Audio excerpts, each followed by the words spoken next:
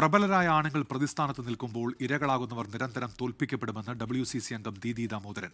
ആക്രമിക്കപ്പെടുമ്പോൾ പരാതിയുമായി പോകരുത് എന്ന പാഠമാണ് നൽകുന്നത് എന്നും ദീദി ദാമോദരൻ പറഞ്ഞു. അശ്വിൻ പാലാഴി വിവരങ്ങൾ ചേരുന്നുണ്ട്. അശ്വിൻ, എന്താണ് ദീദി ദാമോദരന്റെ പ്രതികരണം?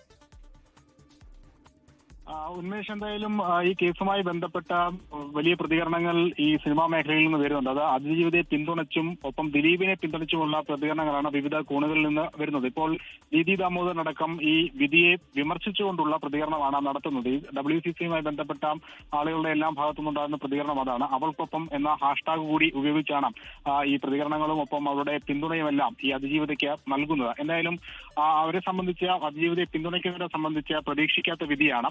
അത് ദീദി ദാമോദരന്റെ പ്രതികരണത്തിൽ അത് വ്യക്തവുമാണ്. എന്തായാലും ഇനി തുടർ നിയമ നടപടികളുമായി നിയമ പോരാട്ടം മുന്നോട്ട് പോകുമ്പോൾ അതിന് പൂർണ്ണ പിന്തുണ കൂടി നൽകുന്നുമുണ്ട്. എന്തായാലും അമ്മയുടെ ഭാഗത്ത് നിന്നിപ്പോൾ ഒറ്റ വരിയിൽ കോടതി വിധിയെ മാനിക്കുന്നു എന്നുള്ള ഒറ്റ വാക്യം മാത്രമാണ് പ്രതികരണമായി വന്നിരിക്കുന്നത്. അതിനപ്പുറത്തേക്ക് സംഘടനാ പ്രസിഡന്റോ സെക്രട്ടറിയോ ഈ വിഷയത്തിൽ പ്രതികരിക്കാൻ തയ്യാറായിട്ടില്ല. ഏറ്റവും പ്രത്യേകമായി അമ്മയിൽ നിന്ന്, അമ്മ സംഘടനയിലെ തന്നെ ആളുകൾ കൂറുമാറിയതൊക്കെ കേസിന്റെ വിധിയെ സ്വാധീനിച്ചിട്ടുണ്ട് എന്നുള്ള വിമർശനമൊക്കെ സമൂഹത്തിൽ നിലനിൽക്കുന്നുണ്ട്. അതുകൊണ്ട് തന്നെ ഏത് തരത്തിലുള്ള പ്രതികരണം വേണം, ഏത് നിലപാട് സ്വീകരിക്കണം എന്നുള്ള കാര്യത്തിൽ അമ്മ എക്സിക്യൂട്ടീവ് യോഗത്തിൽ പോലും ഇന്നൊരു വ്യക്തതയിലേക്ക് എത്താൻ, ഒരു തീരുമാനത്തിലേക്ക് എത്താൻ സാധിച്ചിട്ടില്ല. എന്തായാലും നിലവിൽ വരുന്ന പ്രതികരണങ്ങൾ അത് ഈ കോടതി വിധിയെ വിമർശിച്ചും അനുസരിച്ചുമുള്ളതാണ്. ശരി, അശ്വിൻ പാലാഴിയാണ് വിവരങ്ങൾ നൽകിയത്.